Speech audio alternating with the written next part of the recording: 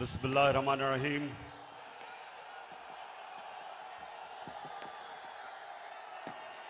अल्लाह तेरी इबादत करते हैं,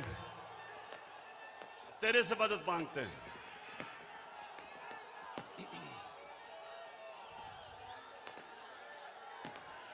बहुत शुक्रिया, बहुत शुक्रिया, बहुत शुक्रिया। लाहौर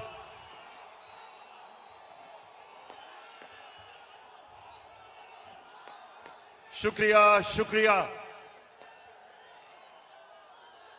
लाहौर मैं आपका जितना भी शुक्रिया अदा करूं वो कम है।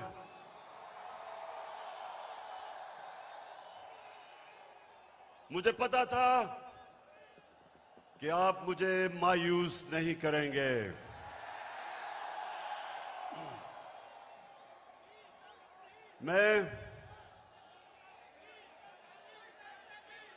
मैंने कभी इतने बड़े जलसे के सामने खिताब नहीं किया।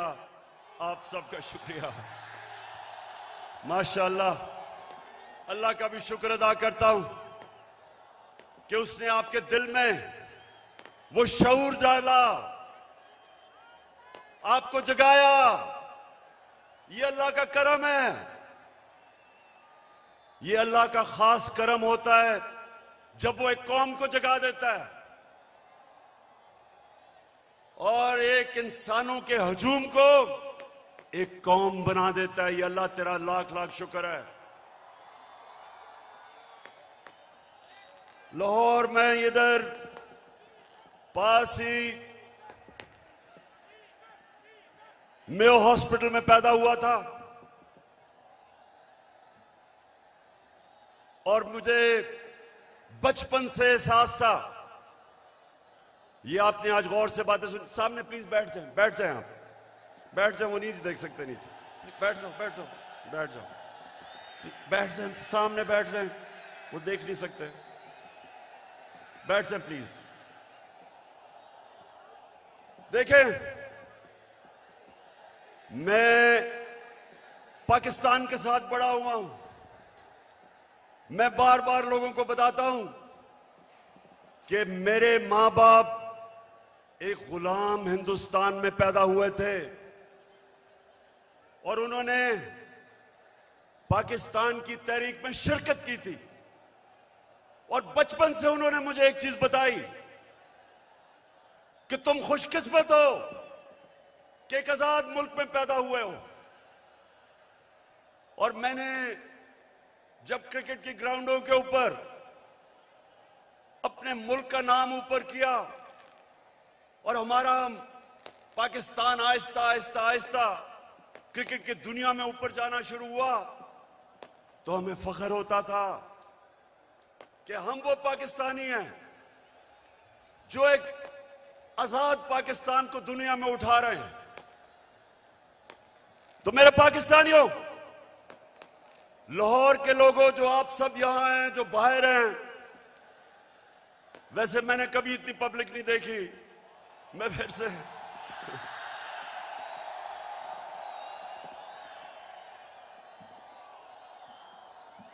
आप जितने भी लोग आज मेरी बात सुन रहे हैं, बड़े गौर से आज क्योंकि मैंने आज आपको लाएमल देना है कि हमने ये ना गुलामी कबूल करनी है, ना ये इंपोर्टेड हुकूमत कबूल करनी है।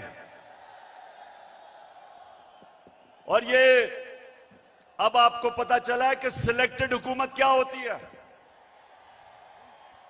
जो बाहर से सिलेक्ट होके लोगों के ऊपर मुसल्लत की जाती है, ये होती है सिलेक्टेड हुकूमत।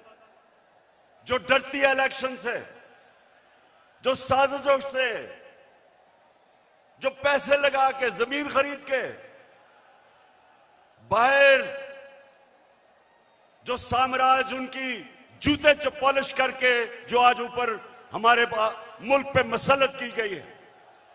तो मैं आज आपको लाएमल दूंगा कि मैं किसी सूरत इस हुकूमत को कबूल नहीं करूंगा।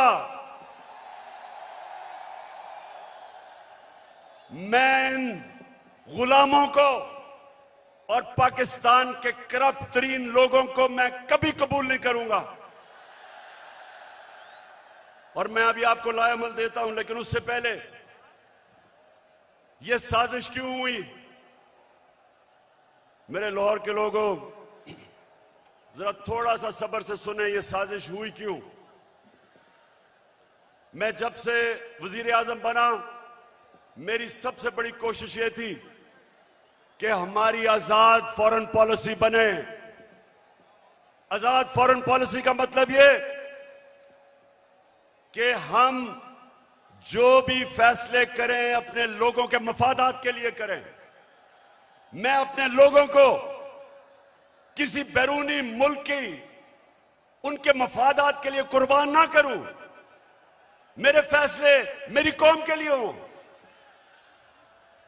ये वो लोग जो आदी हुए थे पाकिस्तानियों को हुक्म देते थे, धमकियां देते थे, एक ही टेलीफोन पे सारी बातें मनवा लेते थे, उनको ये चीज पसंद नहीं आई।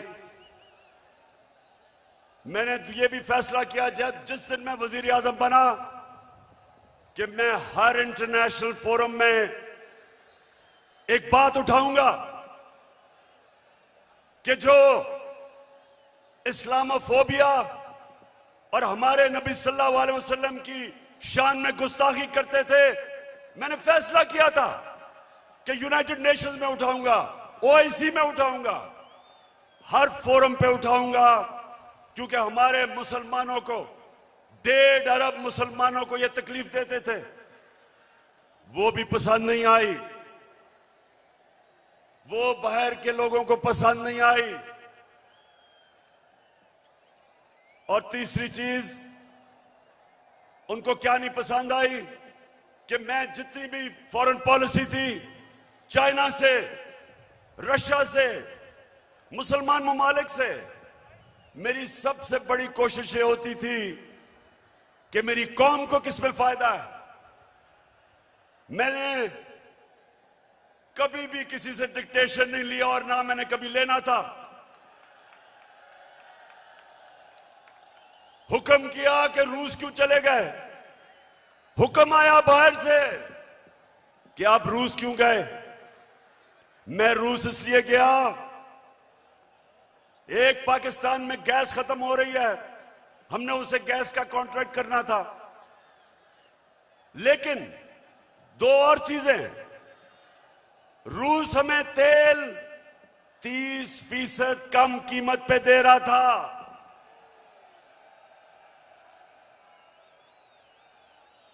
तेल 30% कम कीमत पे, इसका मतलब कि पेट्रोल और फजलुर रहमान को 30% कम पे हम बेच सकते थे।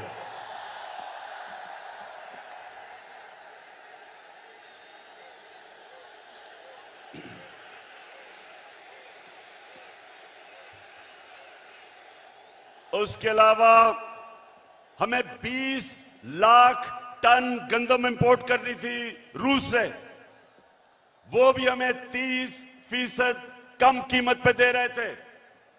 मैं इसलिए गया था कि मेरे लोगों को फायदा था, मेरी आवाम को फायदा था, मैं महंगाई कम कर सकता था। और ये देखें कि हिंदुस्तान जो अमेरिका का करीबी एलाई है, स्ट्रेटेजिक एलाई है, वो तेल मंगवा रहा है रूस से। उसको अमेरिका ने कहा कि ना तेल खरीदो, उसने आगे से सीधा जवाब दिया अमेरिका को कि हम अपने लोगों के मफादात के लिए फैसले करते हैं। यानी कि हिंदुस्तान की फॉरेन पॉलिसी उनके लोगों के मफादात के लिए, और हमारी फॉरेन पॉलिसी किसी और कौम की मफादात के लिए। यह भी पसंद नहीं आई बात, चाइना से ताल्लुकात वो भी पसंद नहीं आए, तो तब बाहर से साजिश होनी शुरू हुई। लेकिन ये याद रखें कि साजिश कभी मुकम्मल नहीं हो सकती जब तक अंदर मुल्क के मीर जाफर और मीर सादिक ना बैठे हों। मीर जाफर वो गद्दार था जिसने अंग्रेजों के साथ मिलकर मुसलमानों की हुकूमत, सिराजुद्दौला की हुकूमत गिराई जाती मफादात के लिए। और मीर सादिक वो था निजाम हैदराबाद के साथ मिलके, अंग्रेजों के साथ मिलके टीपू सुल्तान को इन्होंने हरवाया। यहां भी मीर सादिक और मीर जाफर बैठे हुए थे जिन्होंने बाहर की साजिश में पूरा हिस्सा लिया।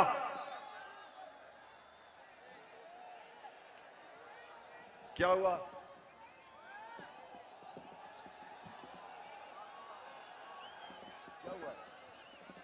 अच्छा सुना जरा, हो जाएगा ठीक। तो ये साजिश बाहर से हुई, अंदर मीर जाफर और मीर सादिक बैठे थे, अंदर थ्री स्टूजेस बैठे हुए थे, इन्होंने इनके साथ मिले। और भी इसके अंदर लोग मुलव्वस थे। और तारीख इन सारों को किसी को माफ नहीं करेगी जिन्होंने मिलके एक हुकूमत को कब गिराया। मेरे पाकिस्तानियों ये सुने, हमारी हुकूमत को तब गिराया जब हमारी हुकूमत की, और मैं चैलेंज करता हूं, सबसे बेहतरीन पाकिस्तान की परफॉर्मेंस तहरीक इंसाफ की हुकूमत की थी। हमारी इकोनॉमी सही तरफ जा रही थी, 5.6% पे हमारी इकोनॉमी बढ़ रही थी।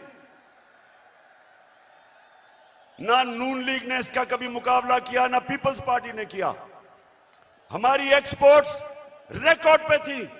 कभी पाकिस्तान की तारीख में 32 अरब डॉलर की एक्सपोर्ट्स नहीं हुई। कभी पाकिस्तान में इतने बाहर से डॉलर्स नहीं आए। 31 अरब डॉलर रेमिटेंसेस बैरून मुल्क पाकिस्तानियों ने हमें भेजी। 31 अरब डॉलर। हम जब हुकूमत में आए थे 19 अरब डॉलर थी। और पाकिस्तान की तारीख में सबसे ज्यादा पैसा हमने इकट्ठा किया टैक्स में, 6000 अरब डॉलर से ऊपर। यह भी पाकिस्तान की तारीख का रिकॉर्ड था। हमने सबसे सारे बर्रे सगीर में जिस मुल्क में सबसे कम बेरोजगारी थी वो पाकिस्तान था। सबको पीछे छोड़ गए हम। और ये कब? जब कोरोना वायरस ने दुनिया में तबाही मचाई हुई थी। पाकिस्तान वो मुल्क है जिसकी दुनिया ने मिसाल दी कि उस मुल्क जिसने सबसे बेहतर कोरोना वायरस को हैंडल किया, अपने लोग भी बचाए, अपने गरीब भी बचाए, अपनी इकोनॉमी भी बचाई।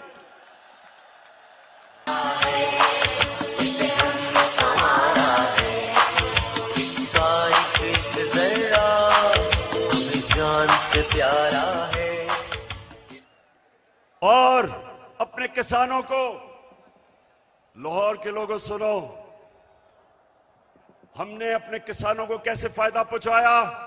शुगर माफिया जो किसानों को कीमत पूरी नहीं देता था, टाइम पे पैसे नहीं देता था, क्योंकि सारे ताकतवर सियासतदान दोनों पार्टीज में शुगर माफिया का हिस्सा थे। हमने आके शुगर माफिया का मुकाबला किया, किसानों को पैसे दिलवाए ठीक टाइम पे और उनको कीमत सही मिली। उन्होंने अपनी जमीन पे लगाया। और पाकिस्तान की तारीख में 5 फसलों में की तारीख में सबसे ज्यादा पैदावार पाकिस्तान की तारीख में एक पिछले साल हमने किया। गंदम की रिकॉर्ड पैदावार, गन्ने की रिकॉर्ड पैदावार, मकई की रिकॉर्ड पैदावार, आलू की रिकॉर्ड पैदावार, चावल की रिकॉर्ड पैदावार, यह हमारे दौर में हुआ।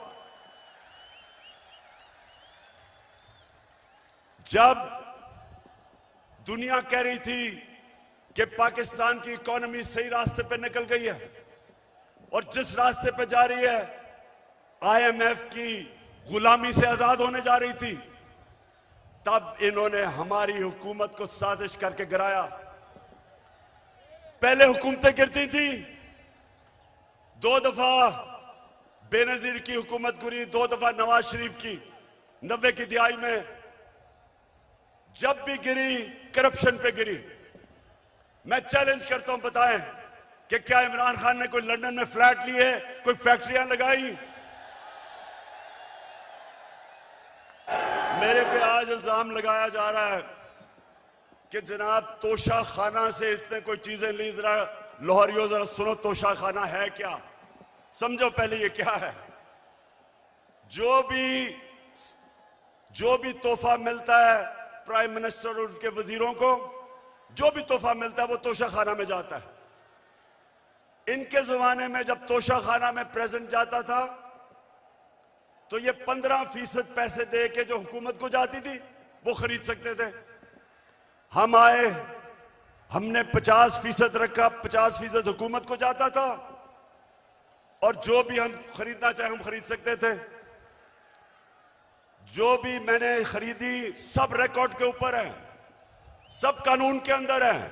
और आज मैं आप सबको यह भी बता दूं कि मैंने उन पैसों से जो मेरे घर के नीचे सड़कें जो आम लोगों को भी फायदा पहुंचाती थी, वो तोशा खाना के पैसे से सड़क ठीक की, हुकूमत का पैसा नहीं लिया। मेरा जो घर है मैं कानून के मुताबिक उसको कैंप ऑफिस बना के सारे खर्चे हुकूमत देती है, यानी आप देते हैं टैक्स, आप टैक्स पेयर उसका पैसा सारा देता है। मैं अपने खर्चे देता हूं। मैं कोई ना लाहौर का घर ना वहां कैंप ऑफिस नहीं किया, अपने पैसे से वो चलाया। जो दीवार नीचे बनानी थी सिक्योरिटी फेंस, गवर्नमेंट से पैसे नहीं लिए, अपना ऑफिस चलाया, गवर्नमेंट से पैसे नहीं लिए। और ये लोग जो आज प्रोपेगेंडा कर रहे हैं, मैं चैलेंज करता हूं कि तुम्हारे मैं चैलेंज करता हूं कि कभी पाकिस्तान की तारीख में किसी प्राइम मिनिस्टर ने अपने ऊपर इतना कम पैसा खर्च नहीं किया जो मैंने किया। चैलेंज करता हूं। तो चली है अब तहरीक, ये होगा ठीक, ये प्यारा पाकिस्तान। दिल में हो नीयत साफ, तो हो इंसाफ, कहे इमरान खान। तो चली है अब तहरीक, ये होगा ठीक, ये प्यारा पाकिस्तान। तो लाहौरियों, एक और वजह कि बाहर से साजिश हुई, अब ये जरा गौर से सुनना है आपने, क्योंकि मैं चाहता हूं इसके बाद जो मैं आपको लाएमल दूंगा वो बड़ा जरूरी है कि पहले आप समझ जाएं कि ये हुआ क्या, ये क्या, कितनी बड़ी साजिश इस मुल्क के खिलाफ की गई है। एक और हमारे साम्राज्य जो बाहर बैठे हुए हैं, एक और मसला क्या था कि मैं पहले दिन से, जिस दिन जनरल मुशर्रफ घुटने टेक गया एक टेलीफोन कॉल की अमेरिका से और उनकी जंग में लेके गया, मैं पहले दिन से इसके खिलाफ था। हर फोरम पे मैंने कहा कि ये हमारी जंग नहीं है। हर जगह मैं कहता गया कि पाकिस्तानियों को कुर्बान कर रहे हो किसी और की जंग में। और मैंने ये भी कहा कि अफगानिस्तान में कोई मिलिट्री सोल्यूशन नहीं है, बातचीत से मसला हल होगा। मुझे बुरा भला कहा गया, तालिबान खान कहा गया, मुझे कहा मैं दहशतगर्दों के साथ हूं, मेरी पूरी कैरेक्टर असैसिनेशन हुई। लेकिन मैं क्यों कह रहा था कि हमारी जंग नहीं है? क्योंकि मेरे पाकिस्तानियों, फॉरेन पॉलिसी बनती है, बार बार अपने ज़हन में डाल लो, अपने लोगों के फायदे के लिए। कौन से मुल्क अपने आप को किसी और मुल्क के लिए कुर्बान करता है? 80,000 हमारे लोग शहीद हुए, 6,500 हमारे फौज के नौजवान शहीद हुए, हमारा कबायली इलाका उजड़ गया, 100 अरब से डॉलर से ज्यादा मुल्क को नुकसान हुआ। कभी कोई कमीशन बैठी, कभी किसी ने यह सोचा कि ये किसने हमें इस जंग में लेके गया ताकि आगे से हम इस तरह की हिमाकत ना करें। तो जब मेरे से इंटरव्यूअर ने पूछा क्या आप अमेरिका को बेस देंगे, क्या कहा मैंने? और क्या आप मेरे से कोई और उम्मीद रखते थे? एब्सोल्युटली नॉट के अलावा कोई उम्मीद रखते थे? क्योंकि मेरा जीना मरना पाकिस्तान में है। ये मेरा मुल्क है, ये मेरे लोग हैं। मैं क्यों अमेरिका के लिए अपने लोगों को कुर्बान करूं? तो ये भी उनको तकलीफ थी। उनको चाहिए थे चेरी ब्लॉसम बूट पॉलिश करने वाले, जो कहता कि बेगर्स आर नॉट चूजर्स, यानी कि क्योंकि हम मकरूज हैं, हम गुलाम हैं, हम आपके जूते पॉलिश करेंगे। पाकिस्तानियों, ये याद रखो, मैं बार बार आपको एक चीज कहता हूं, कभी कभी किसी जमात को वोट ना दो जिनके लीडर्स के पैसे जायदादें मुल्क से बाहर पड़ी हैं, कभी उनको वोट ना दो। ठीक करेगा सब कप्तान, नया बनेगा पाकिस्तान, नया बनेगा पाकिस्तान, नया बनेगा पाकिस्तान। डट के खड़ा है अब इमरान, नया बनेगा पाकिस्तान। डट के खड़ा है अब इमरान, ठीक करेगा सब कप्तान। क्योंकि जिधर इनके पैसे बाहर पड़े हैं, इनकी जायदादें बाहर पड़ी हैं, इनकी प्रॉपर्टीज बाहर हैं, इनके ऑफशोर अकाउंट्स बाहर हैं, ये याद रखें, ये कभी साम्राज्य का प्रेशर बर्दाश्त नहीं कर सकते। ये वो करेंगे जो उनको हुक्म मिलेगा। उनको इस तरह के करप्ट गुलाम पसंद इसलिए हैं कि ये हमेशा उनके सामने झुके रहेंगे। 400 ड्रोन अटैक हुए पाकिस्तान में। पाकिस्तानियों, 400 ड्रोन अटैक हुए यहां। कोई दुनिया में मिसाल ही नहीं कि जिस मुल्क के लिए आप जंग लड़ रहे हैं वो आपके ऊपर ही बमबारी कर रहा है, इसकी कोई मिसाल नहीं मिलती। 400 ड्रोन अटैक हुए पाकिस्तान में। एक दफा कभी नवाज शरीफ के मुंह से एक दफा निकला कि ये आप बड़ा गलत कर रहे हैं, ये सारे ह्यूमैनिटेरियन लॉज के खिलाफ है, ये कानून के खिलाफ है कि जज, जूरी, एक्सिक्यूशनर 4000 मील दूर बैठ के एक बटन दबाता है और लोग मर जाते हैं, नीचे बम फट जाते हैं। ये 400 ड्रोन अटैक्स हुए पाकिस्तान में। एक लफ्ज इनके मुंह से नहीं निकला। मैं निकला सड़कों पे, मैंने धरने किए ड्रोन्स के खिलाफ, मैंने हर जगह अपनी आवाज बुलंद की, लेकिन इनके मुंह से एक लफ्ज नहीं निकला, क्योंकि ये अपने पैसे के गुलाम हैं और पैसे बाहर पड़े हुए हैं इनके। और मेरे पाकिस्तानियों, जो मुझे सबसे ज्यादा तकलीफ है, आप में अभी हौसला है ना, मैंने आपसे बड़ी जरूरी बातें करनी है।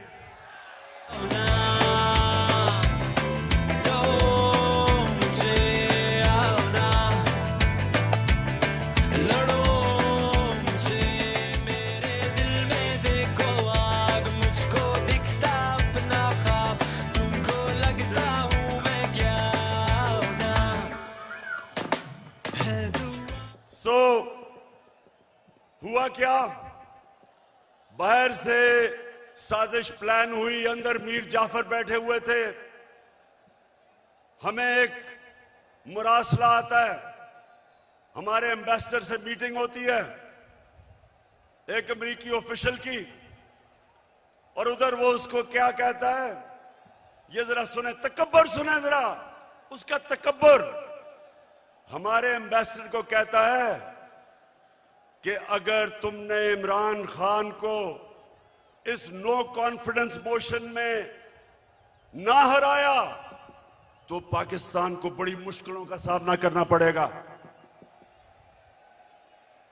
तकब्बर सुने, 22 करोड़ हमारी अवाम, दुनिया का 5वां छठा बड़ा मुल्क, और एक ऑफिशियल हमारे एम्बेसडर को कह रहा है कि अगर तुमने इमरान खान को, ये जो उसके खिलाफ नो कॉन्फिडेंस मोशन आ रहा है, अभी आया नहीं था, उसको पहले ही पता था, कहता कि अगर ये आपने इसको ये अगर कामयाब ना हुआ इसके खिलाफ तो पाकिस्तान को बड़ी मुश्किलों का सामना करना पड़ेगा। लेकिन अगर कामयाब हो गया, और ये सुनो मेरे पाकिस्तानियों, कहता अगर कामयाब हो गया तो हम पाकिस्तान को माफ कर देंगे।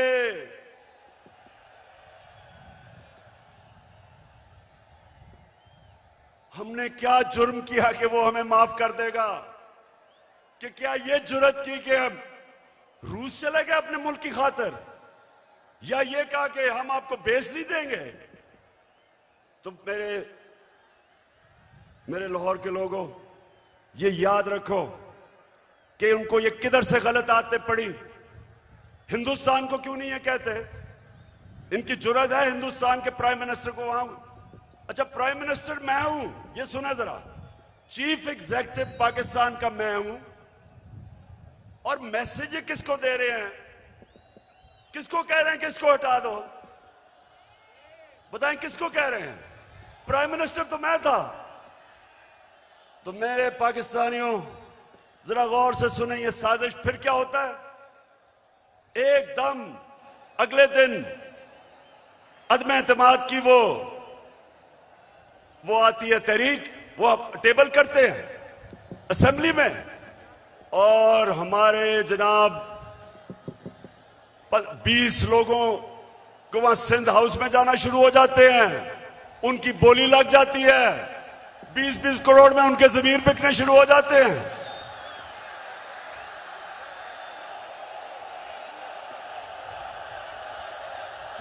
मैं तो देखूंगा, मैं तो देखूंगा, तुम भी देखोगे।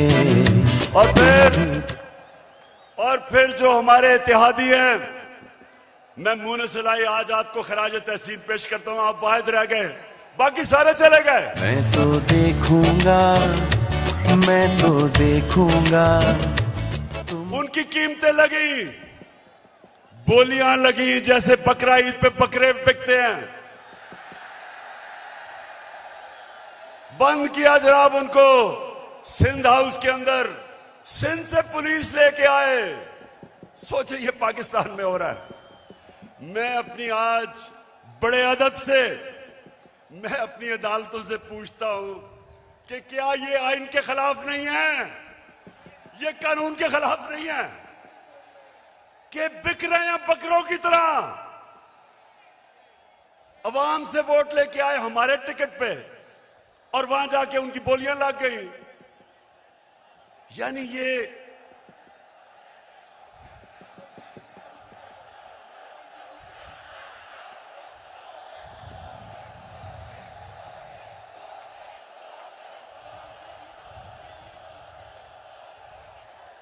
वैसे देखो मेरे पाकिस्तानियों, एक आप सब ने वादा करना है, वोट हमें दे या ना दे, मैं आप सारे पाकिस्तानियों से बात कर रहा हूं, लेकिन खुदा के वास्ते कभी इन लोटों को सारी जिंदगी वोट नहीं देना आपने।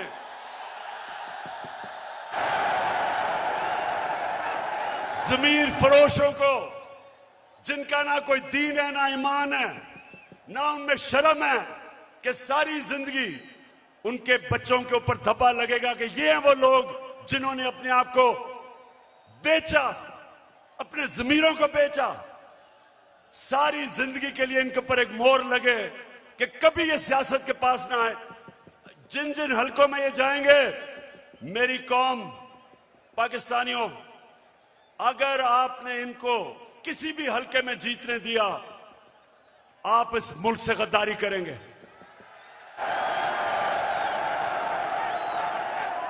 और फिर जो होता है वो तारीख का हिस्सा है। अदालतें भी 12 बजे खुल जाती हैं।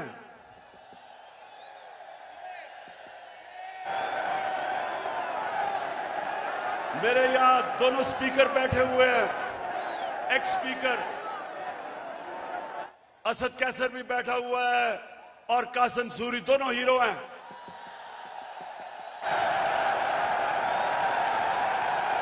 हम सारा वक्त, हमारे आइन में ट्राइकोटमी ऑफ पावर की बात थी, हमारे आइन में यह था कि सुप्रीमेसी ऑफ पार्लियामेंट, लेकिन ये सब हमने अपनी आंखों के सामने, हमने सब ये इसको जाते देखा, और हमने फिर ये देखा, और ये सबसे तकलीफ दे चीज है। पाकिस्तानियों जरा मेरी ये बात सुननी है, सबसे तकलीफदेह चीज क्या है कि इस मुल्क के सबसे बड़े डाकू 30 साल से जो इस मुल्क को लूट रहे थे, जिनके ऊपर करप्शन के केसेस थे, जो जमानत पे थे, उनको इस कौम के ऊपर मुसल्लत किया गया।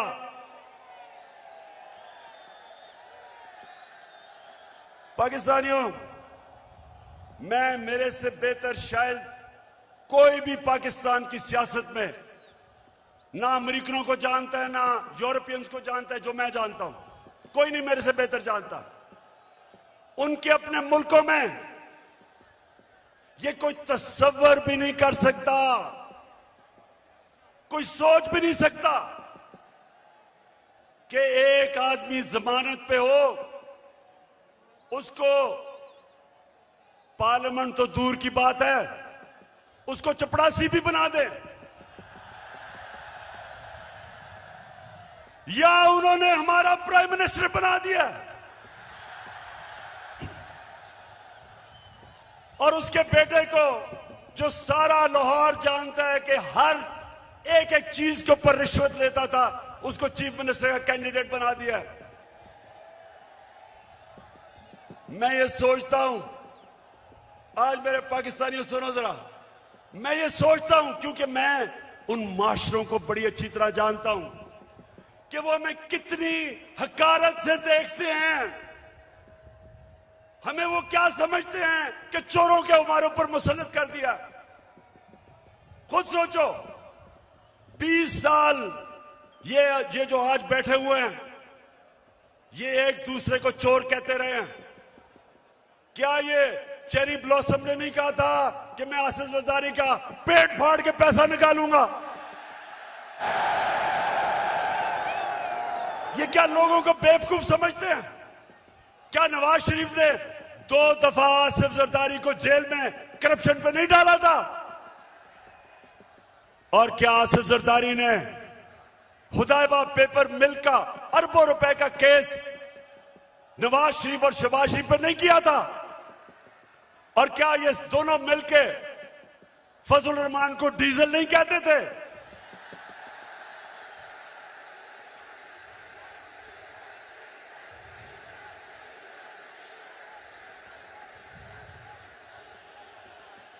इससे ज्यादा आप एक मुल्क के ऊपर क्या जुल्म कर सकते हैं कि ये 3 स्टूजेस को, ये मुल्क के माना डाकुओं को मुल्क के ऊपर मुसल्लत करें।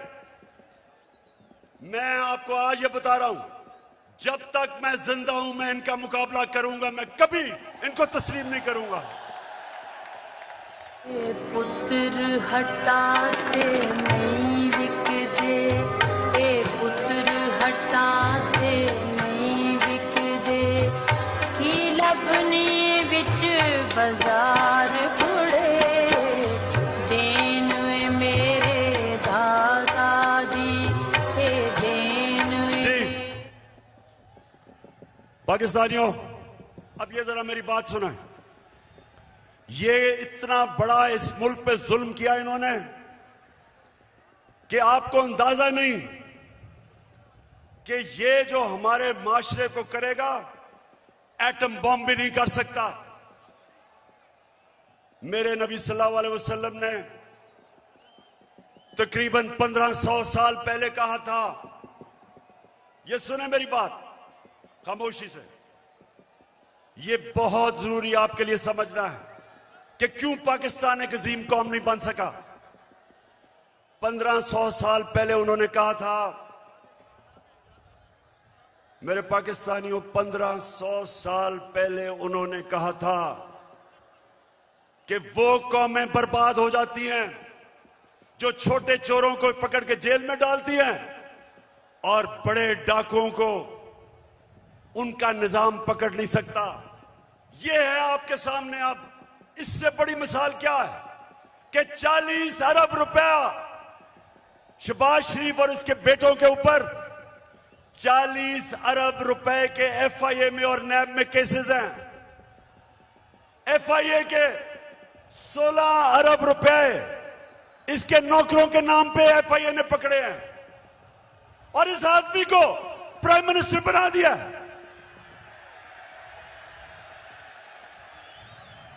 मैं आज सारी दुनिया से पूछता हूं, अपनी सारी कौम से पूछता हूं कि मुझे यह बताएं आप कि वो जो एफआईए के, और मैं उनको खराज तहसीन पेश करता हूं एफआईए के ऑफिसर्स को, जिन्होंने इसके केस निकाले और पकड़े।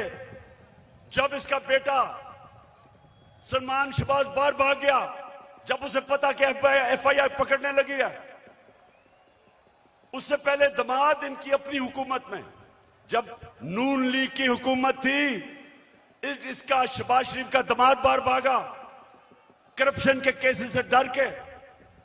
नवाज शरीफ के दोनों बेटे बाहर भागे क्योंकि वो बता नहीं सकते थे कि अरबों रुपए की प्रॉपर्टीज इनके पास लंदन में किधर से आई। इसहाक डार प्राइम मिनिस्टर के प्लेन पे नून लीग की हुकूमत में बाहर भागा, उसके बेटे बाहर भागे हुए हैं। ये लोगों को हमारे ऊपर मुसल्लत किया जा रहा है। 95% इनके ऊपर केसेस हमारे दौर में नहीं बने, पहले के बने हुए हैं। और ये लोग आज जिधर आके बैठ गए हैं, मुझे ये बताएं कि कौन सा गवर्नमेंट ऑफिसर इनके खिलाफ एक्शन लेगा? कब आगे से एफआईए कब इनके खिलाफ एक्शन लेगी? जब उनको पता ये होगा कि ये तो उनके ऊपर इंतकामी कार्रवाई करेंगे अगर वापस आ गए। अब सोचें, कहीं दुनिया में होता है कि वो एफआईए जिसने इसके ऊपर केसेस निकाले हैं, ये उसी के ऊपर आके बैठ गया और सबसे पहले इसने उस दिलेर ज़हीन ऑफिसर को फारग किया जिसने इसके केसेस पकड़े थे। तो मैं फिर बड़े अदब से अपनी अदलिया से पूछता हूं कि क्या आपका काम नहीं इनकी हिफाजत करना, इन ऑफिसर्स की? क्या आपका काम नहीं कि एक कॉन्फ्लिक्ट ऑफ इंटरेस्ट, कि जो आदमी एफआईए में पकड़े हुए केसेस, आपका काम नहीं उनकी हिफाजत करना? तो पाकिस्तानियों, मैं आज आपके सामने एक और बात कहता हूं। 3.5 साल मैं हुकूमत में कोशिश करता रहा कि इनके केसेस आगे बढ़े। 3.5 साल में कोशिश करता रहा। पुराने केसेस थे इनके, जरदारी के ऊपर अरबों रुपए के केस थे, उसकी और उसकी वो जो ओमनी ग्रुप, बिलावल भुट्टो को भी उसी अकाउंट से पैसा जा रहा है, फेक अकाउंट से, जिधर रेहान अली को पैसा जा रहा है। साफ ओपन एंड शट केस। वो जो सिंध का चीफ मिनिस्टर है, उसके ऊपर पूरा केस ओपन एंड शट, लेकिन कुछ होता ही नहीं था। मेरे नीचे ना नैब भी मेरे नीचे नहीं, अदलिया आजाद। क्या कर सकते थे? 100 एफआईए के केसेस जो इसके ऊपर हुए और वो भी डर डर के बेचारों ने किया। तो मेरे हाथ में क्या था? और जिनके हाथ में पावर थी, मैं आज आपको यह कहना चाहता हूं कि वो करप्शन को बुरा ही नहीं समझते थे। उनके लिए करप्शन बड़ी चीज ही नहीं थी। उनके ख्याल में कि ये जो करप्शन है ये तो होती है, और उन्होंने, क्योंकि वो करप्शन को बुरा नहीं समझते थे, ये सबसे बड़ा इस मुल्क के ऊपर अलमिया है कि आज जिन लोगों को जेल में होना चाहिए था, वो आज या वजीर बन गए और या प्राइम मिनिस्टर बन गए हैं और या वजीर आला बनने की कोशिश कर रहा है। तो पाकिस्तानियों, ये कौम ये बर्दाश्त नहीं कर सकती, कोई कौम ये बर्दाश्त नहीं कर सकती। इसलिए मैं अभी आपको लायमल दूंगा कि हमने करना क्या है, लेकिन मैं ये आपको वाज़ेह कर दूं, मैं जब तक जिंदा हूं मैं इस नाइंसाफी और जुल्म का मुकाबला करता रहूंगा।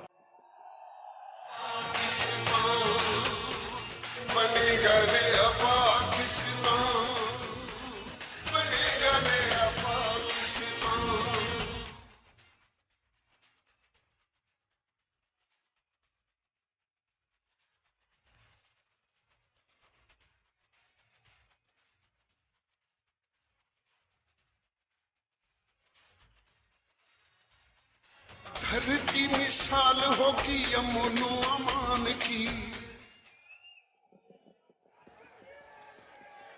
पाकिस्तानियों, लाहौर के मेरे बाशऊर शहरियों, पहले बताएं आप तैयार होंगे जो मैं आपको बाद में बताने लगा हूं मेरे साथ इंशाल्लाह। अच्छा,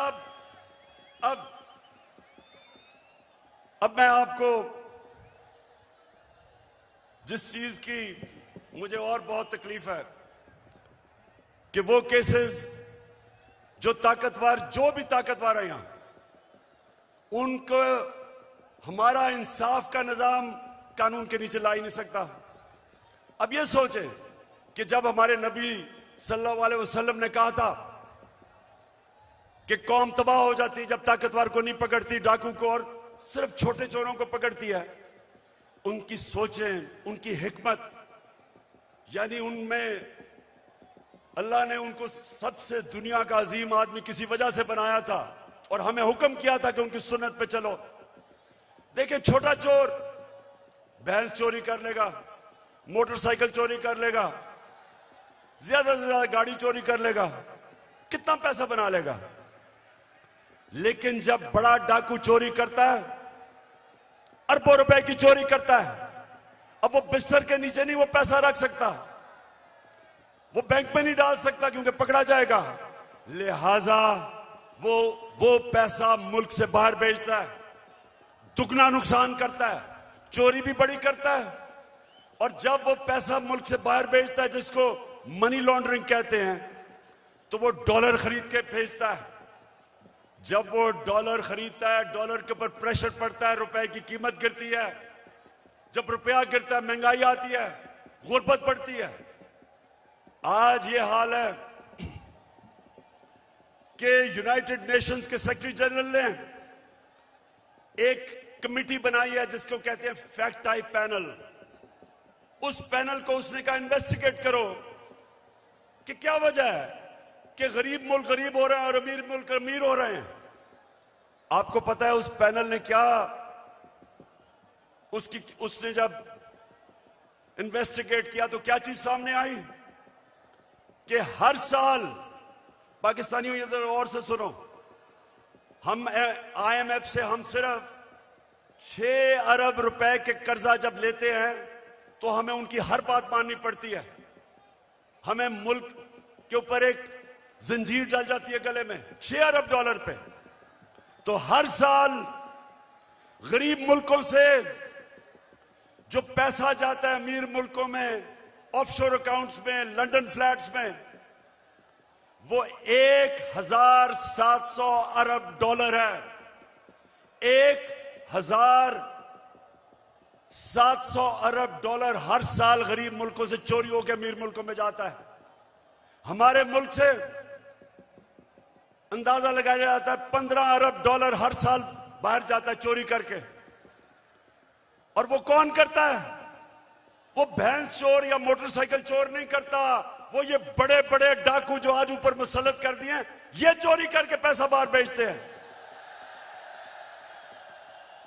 और इसलिए मेरे पाकिस्तानियों, इनका मुकाबला करना है हमने। ये है हमारी हकीकी आजादी की जंग जो मैं आपको आज तैयार करवाने आया हूं उसके लिए। फिर से तू अड़ जा, फिर से तू डट जा, फिर से वो बल्ला घुमा।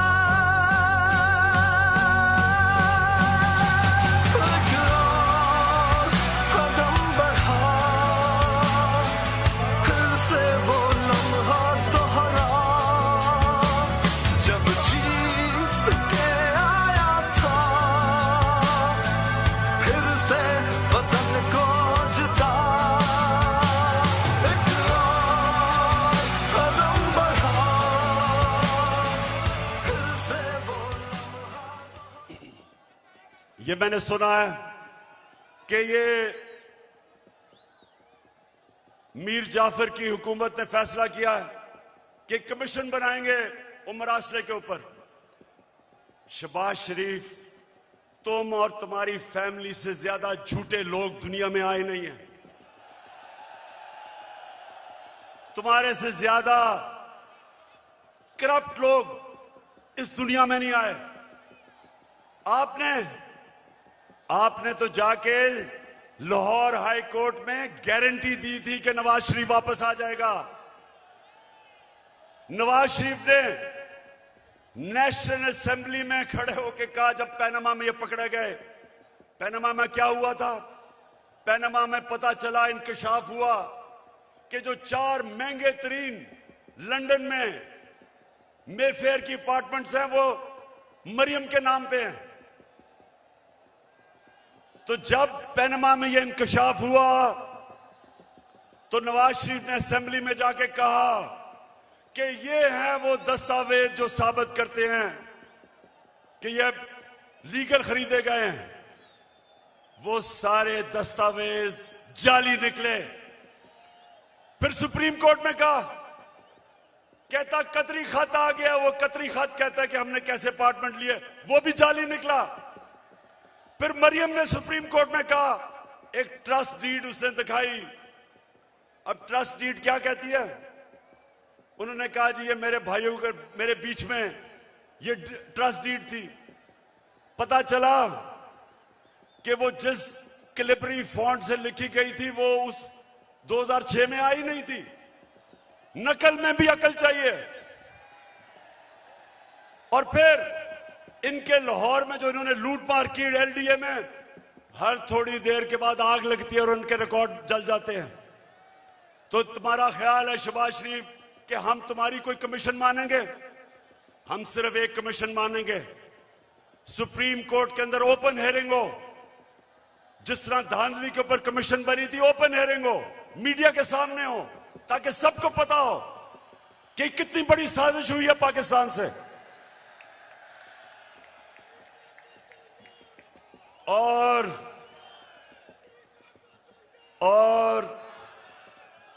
ये जो भी चीफ इलेक्शन कमिश्नर है, ये जो चीफ इलेक्शन कमिश्नर है, इसको तो नून लीग के अंदर कोई ऑफिस का ओहदा दे दो। इसका जितना इसने तहरीक इंसाफ के खिलाफ काम किया आके, मैं तो कहता हूं कि नून लीग के लोग भी शर्म आती है उनको काम करते हुए कि सारे फैसले हमारे खिलाफ। फॉरेन फंडिंग केस क्या है? हमें बैरून मुल्क पाकिस्तानियों ने पैसे भेजे, वो पाकिस्तानी जो कि 31 अरब डॉलर इस मुल्क को भेजते हैं जिस पे पाकिस्तान चलता है, वो फॉरेन फंडिंग नहीं है। और हमने इनको बार बार कहा है कि जब भी आप इन्वेस्टिगेट करें तो नून लीग की भी साथ इन्वेस्टिगेशन करें, पीपल्स पार्टी की भी करें। और लाहौर के लोगों, मैं आपके सामने दावा करता हूं कि जब भी हमारी सामने इन्वेस्टिगेशन होगी, दूध का दूध पानी का पानी हो जाएगा। एक पार्टी होगी पाकिस्तान की तारीख में जो पॉलिटिकल फंड रेजिंग करती है, लोगों से पैसे इकट्ठे करती है।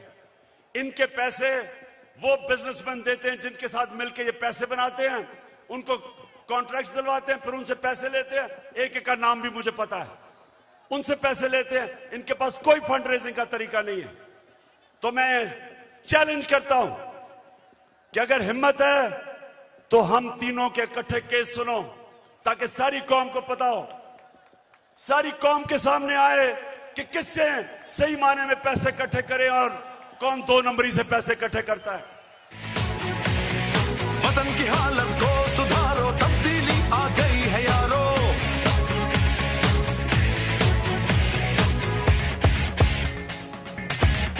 तब्दीली आ नहीं रही, तब्दीली आ गई है।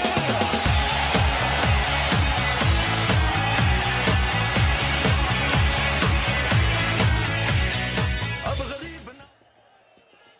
वैसे मैं सोचता हूं ये नून लीग के और पीपल्स पार्टी के लोगों को मैं सोचता हूं, और वो डीजल वाले के लोगों को भी, कि मुझे ये बताएं कि कोई आपको शर्म नहीं आती कि वहां जरदारी फैमिली के अलावा कोई नहीं आता ऊपर, यहां शरीफ फैमिली के अलावा कोई नहीं आता, उधर फजल रहमान के बेटों के अलावा कोई नहीं आता? कोई आपको शर्म नहीं आती कि किसी में सलाहियत नहीं ऊपर आने की? हमारी पार्टी में क्यों नहीं है? बताएं मेरा कौन सा रिश्तेदार है, बताएं कौन है रिश्तेदार, कौन सा दोस्त है मेरा पावर में, क्योंकि मेरिट के ऊपर चल रहे हैं हम। ये खानदानी पार्टीज, मैं इनके ऊपर हैरत मुझे होती है कि क्यों नहीं इनको अजीब लगता कि वो एक बच्चे को बाहर से उर्दू उसको पूरी आती नहीं, उसके सामने बड़े बड़े झुके हुए होते हैं। वो जब नवाज शरीफ प्रेसिडेंट ओबामा को मिला पर्चियां पकड़ के, तो जिसकी काम पे टांग नहीं थी, 14 साल हो गए उर्दू नहीं आ रही सही तरह, करते करते में फर्क ही नहीं पता चलता उसको। तो दूसरी तरफ वो मरियम तैयार है, जिसने जिंदगी में 1 घंटे का काम नहीं किया, वो तैयार बैठी है, उसका बेटा तैयार बैठा है, उनके रिश्तेदार तैयार बैठे हैं सबके। तो कोई इनके लोगों को कोई एहसास नहीं कि ये हैं कौन, इनकी सलाहियत क्या है सिवाय चोरी करने के, कि इनके अलावा कोई ऊपर ही नहीं आ सकता। मैं आपसे आखिर में अब जो मैं बात करने आया था, आप सबको यहां इकट्ठा किया, उस पर मैं आने लगा हूं। तो मैं सबसे पहले पाकिस्तानियों, अब आपने थोड़ी सी जरा तहम्मुल से मेरी बात सुननी है, क्योंकि इसके लिए मैंने आज आपको बुलाया है। देखिए पाकिस्तानियों,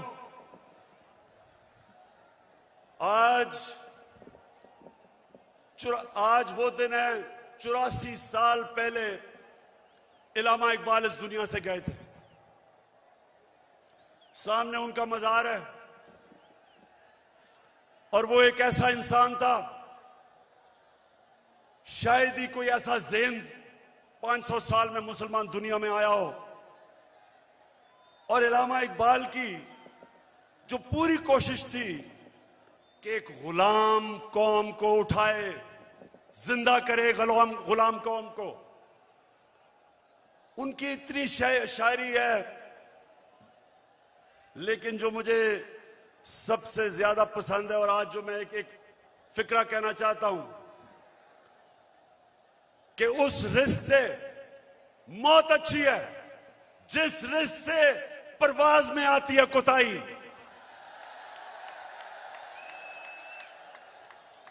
पाकिस्तानियों, यहां 1940 में जब कायदे आजम ने पाकिस्तान की रेजोल्यूशन करारदाद पाकिस्तान पास की थी, तो वो क्यों एक इतनी बड़ी ख्वाब उन्होंने यह अनाउंस की थी कि हिंदुस्तान के मुसलमानों ने फैसला किया कि हम एक आजाद मुल्क में रहना चाहते हैं। ये पाकिस्तान सिर्फ इस खित्ते के मुसलमानों के लिए नहीं था, जो हिंदुस्तान में मुसलमान जो नहीं पाकिस्तान आ सके, उन्होंने भी वोट दी पाकिस्तान के लिए, क्योंकि पाकिस्तानियों बड़ी ख्वाब का नाम था पाकिस्तान। और पाकिस्तान का जो नारा था, पाकिस्तान का मतलब क्या, मैं ये चाहता हूं आज कि पहले आप ला इलाहा इल्लल्लाह का मतलब सही माने में समझ लें। ला इलाहा इल्लल्लाह का मतलब यह है कि वो एक इंसान को आजाद कर देता है, एक छोटे इंसान को एक अजीम इंसान बना देता है। मौलाना रूमी ने कहा कि अल्लाह ने जब तुम्हें पर दिए, क्यों चूंटियों की तरह जमीन में रेंग रहे हो? क्योंकि ला इलाहा इल्लल्लाह इंसान को पर देता है। जब इल्लामा इकबाल कहता है कि परवाज में कुताही ना आए, तो कुताही तब आती है जब इंसान गुलामी करता है। कभी गुलाम बड़े काम नहीं कर सकता, सिर्फ एक आजाद इंसान बड़े काम कर सकता है। और मैंने रहमतुल लिल आलमीन अथॉरिटी इसलिए बनाई क्योंकि मुझे एहसास हुआ कि हमारे बच्चों को, हमारे नौजवानों को सीरत नबी का तो पता ही नहीं है। हमारे नबी सल्लल्लाहु अलैहि वसल्लम ने ये जरा लाहौर के लोगों तहम्मुल से सुनो मेरी बात। उन्होंने मदीना में इंसानों को पर लगा दिए। वो अरब जिनकी कोई हैसियत नहीं थी, दो सुपर पावर थी दोनों तरफ, पर्शियन और रोमन एम्पायर, बेजेंटाइन एम्पायर, बीच में वो अरब जिनकी कोई हैसियत नहीं थी। मैंने इसलिए अपने बच्चों को फैसला किया कि हम सीरत नबी पढ़ाएं अपने नौजवानों को, ताकि आपको पता तो चले कि क्यों अल्लाह ने हमें हुक्म दिया है कि नबी के रास्ते पे चलो, क्योंकि उससे अजीम इंसान कभी आया ही नहीं, ना आ सकता है। उन्होंने उन लोगों को जो बटे हुए थे कबीलों के अंदर, उनको सबको इकट्ठा किया एक नजरिए के ऊपर।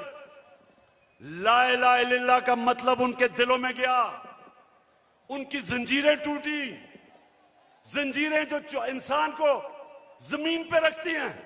इकबाल के शाहीन बने वो, दुनिया की उन्होंने इमामत की, और ये दुनिया की तारीख का हिस्सा है, ये सारी दुनिया की तारीख का हिस्सा है जिसका हमें पता ही नहीं है कि उन्होंने क्या किया था, जो इंसानों की जंजीरें तोड़ के उन सबको दुनिया की लीडर्स बना दिया। तो पाकिस्तानियों, इसलिए मैं आज आपके पास आया हूं कि ये जब कहता है कि बेकर्स आर नॉट, कि हम जनाब मकरूज हैं इसलिए गुलाम हैं। शहबाज शरीफ, तुम पैसे के गुलाम हो, हम कौम आजाद हैं। और दूसरा कहता है कि जनाब हम तो लाइफ सपोर्ट मशीन पे हैं, अमेरिका जब चाहे बंद कर दे।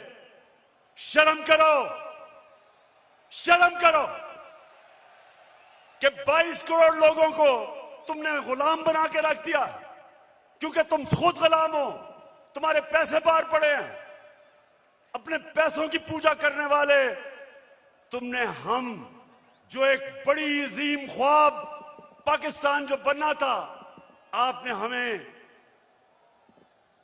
हमें चूंटियों की तरह जमीन पे रखा हुआ है। मैं आज आपको आजाद करने आया हूं, मैं आप आज से अहद लेने आया हूं कि हमने इकबाल का शाहीन बनना है। हमने किसी सूरत किसी के सामने झुकना नहीं है। हमने 22 करोड़ की एक ऐसी कौम बनना है, वो कौम बनना है। और मेरा लीडर कायदे आजम था, जो एक गुलाम हिंदुस्तान में भी आजाद आदमी था। तो पाकिस्तानियों, मैं चाहता हूं कि आप अपना मुकाम समझें। कुरान में अल्लाह कहता है कि मैंने इंसान को अशरफुल मखलूकात बनाया, सबसे अजीम मखलूक। फरिश्तों को कहा कि इंसान के सामने झुको।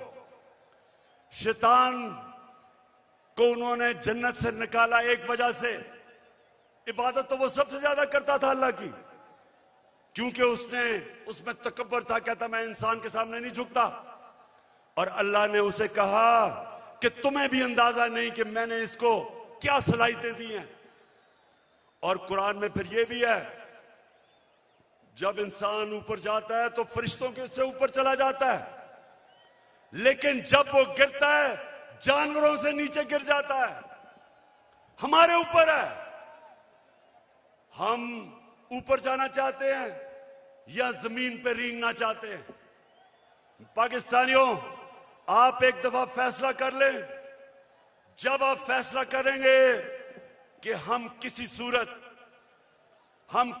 सूरत स्वाय अल्लाह के किसी के सामने नहीं झुकेंगे, आपकी परवाज ऊपर चली जाएगी। जिस दिन ला इलाहा इल्लल्लाह का मतलब आप समझ गए, आपकी जंजीरें टूट जाएंगी। ये जो गुलामी की जंजीरों में हमें डालना चाहते हैं, टूट जाएंगी। अब सब उठ जाएंगे। 22 करोड़ लोग हैं, बाहर पाकिस्तानी बैठे हैं, हर किस्म की सलाहियत रखते हैं, लेकिन ये चोर और डाकू, पैसे के गुलाम, अगर ये आपके ऊपर बैठे रहे, ये मुल्क कभी आगे नहीं बढ़ेगा बल्कि नीचे जाएगा। हमारी कभी फॉरेन पॉलिसी आजाद नहीं हुई स्वाय थोड़ी देर के भुट्टो के जमाने में, और भुट्टो को साजिश करके अंदरूनी मीर जाफर ने उसको फांसी दिलवाई।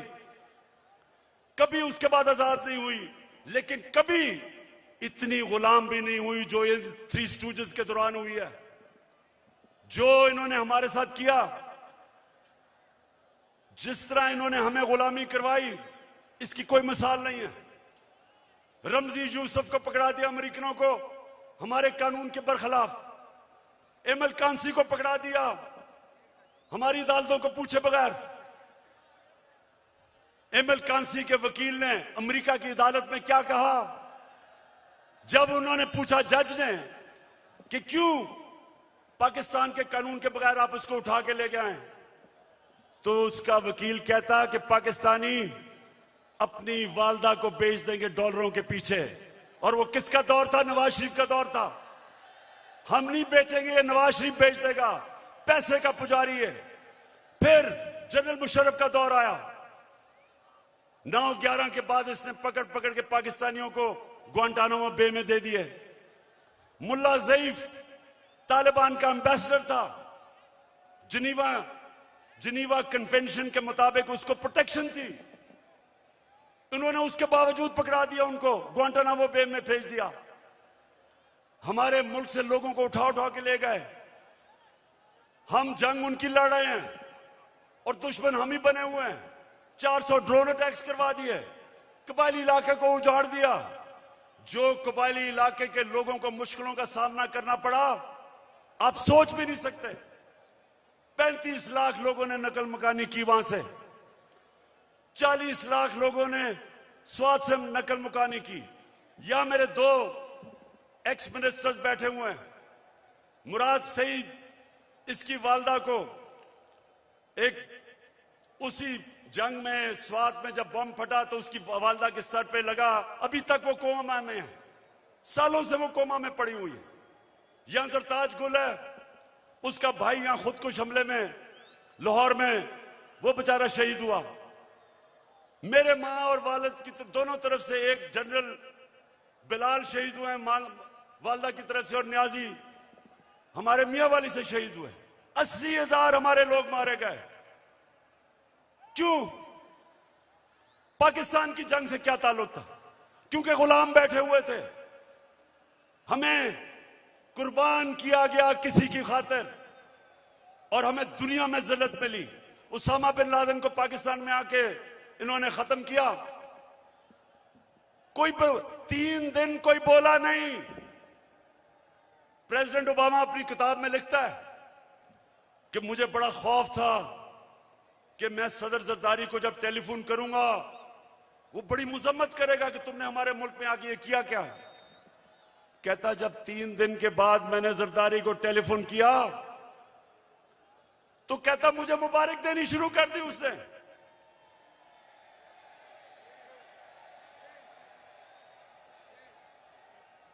किसी के मुल्क में आके जो आपकी जंग लड़ रहा है, उसी मुल्क में आके आप किसी को मार दें और आपको बताएं भी ना, और वो सारी लीडरशिप हमारी पैरों में पड़ी हुई थी। पाकिस्तानियों याद रखें, कभी आपकी कभी दुनिया इज्जत नहीं करेगी जब तक आप अपनी खुद इज्जत नहीं करेंगे। तो मैं आज आपके पास जो पैगाम लेके आया हूं वो ये कि हमने फैसला किया है कि पाकिस्तान की हकीकी आजादी की तहरीक चलाना। हमारे ये मुखालिफ समझते हैं कि जी मीनार पाकिस्तान के बाद क्या होगा। कान खोल के सुन लो,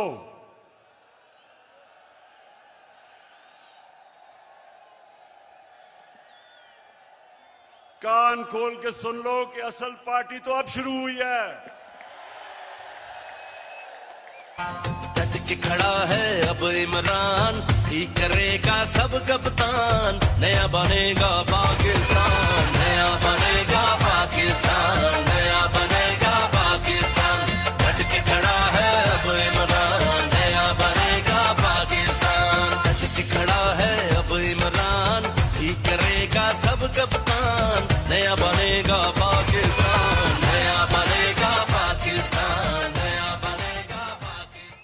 हमने सारे पाकिस्तान, ये मैं तहरीक इंसाफ को कॉल नहीं दे रहा, मैं अपने सारे पाकिस्तानियों को कॉल दे रहा हूं, बल्कि मैं नून लीग और पीपल्स पार्टी के लोगों को जो इस मुल्क में आजादी चाहते हैं, जिनको पता नहीं कि कितनी बड़ी साजिश हुई है, मैं उनको भी आज पैगाम दे रहा हूं कि आपने सबने तैयारी करनी है।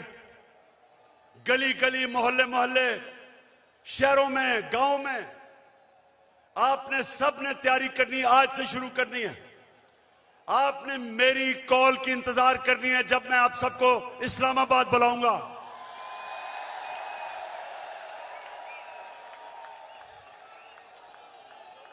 मैं आज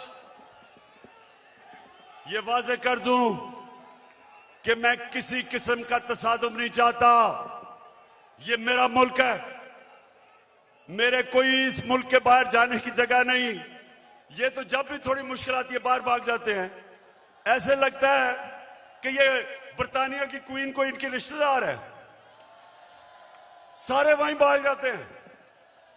वो इसहाक डार, वो यहीं इधर ही पुराने शहर में उसका बाप की साइकिलों की दुकान थी, बड़ा मेहनत का आदमी था, लेकिन आजकल उनको जरा देखें, लगता है वो कोई बर्तानिया का लॉर्ड था।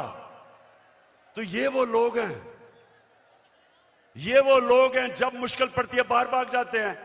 हमारा मेरा जीना मरना पाकिस्तान है। किसी किस्म का मैं तसादुम नहीं चाहता अपने मुल्क में। हमारी फौज है, हमारी पुलिस है, और फौज का भी मैं ये कह दूं कि अगर हमारे पास एक ताकतवर फौज ना होती तो आज पाकिस्तान के 3 टुकड़े हुए होते। हमारे जो दुश्मन हैं वो सिर्फ इसलिए कामयाब नहीं हुए कि माशाअल्लाह हमारी कौम अपनी फौज के साथ खड़ी है। हमारी फौज ने एक गलत फैसला मुशर्रफ ने किया, गलत फैसला उसने किया, लेकिन हमारी फौज ने जिस तरह की कुर्बानियां दी, वो कुर्बानियां ना देते तो आज पाकिस्तान का भी वो जो शाम और इराक का हाल है वो होता। तो हम आज दाद देते हैं अपनी फौज को, अपनी पुलिस को। हम चाहते हैं कि हमारी पुलिस भी एक मजबूत पुलिस फोर्स बने। हम कोई किसी किस्म की इस मुल्क को नुकसान नहीं पहुंचाना चाहते, लेकिन हम किसी सूरत इस इंपोर्टेड हुकूमत को तस्लीम नहीं करेंगे। जो भी हो, ये जब समझते हैं कि ये तहरीक खत्म हो जाएगी, तहरीक अभी जोर पकड़ेगी। मैंने अपनी सारी पार्टी के बड़े बड़े सीनियर्स को कहा है कि इन्होंने निकल जाना है सारे पाकिस्तान में।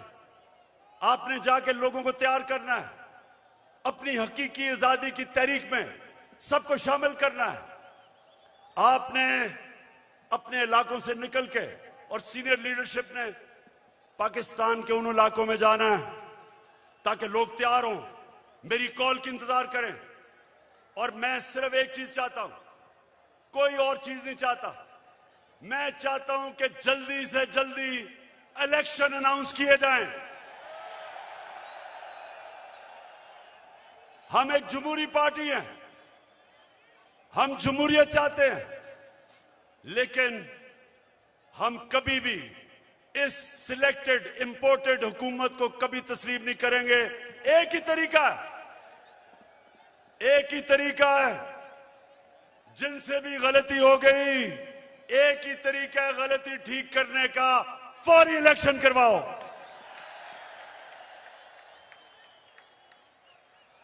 27वीं तारीख को मैं चाहता हूं मेरे पाकिस्तानियों, 27वीं तारीख को शबे दुआ की रात हम बनाएं, अल्लाह से दुआ करें कि हमारी हकीकी आजादी की तहरीक को कामयाब करे अल्लाह। और मैं सबसे अब आखिर में ये अहद लेना चाहता हूं, आपने आज हाथ खड़ा करके मेरे साथ एक अहद करना है। कि आपने मेरे बाद रिपीट करना है। अभी जो आपको कहूंगा रिपीट करना है। क्या हम सब आज अहद करते हैं कि हम अपने मुल्क की हकीकी आजादी और जमहूरियत के लिए हर वक्त जद्दोजहद करेंगे, तब तक जद्दोजहद करेंगे जब तक इलेक्शन अनाउंस नहीं होते। पाकिस्तान जिंदाबाद। ये होगा ठीक, ये प्यारा पाकिस्तान।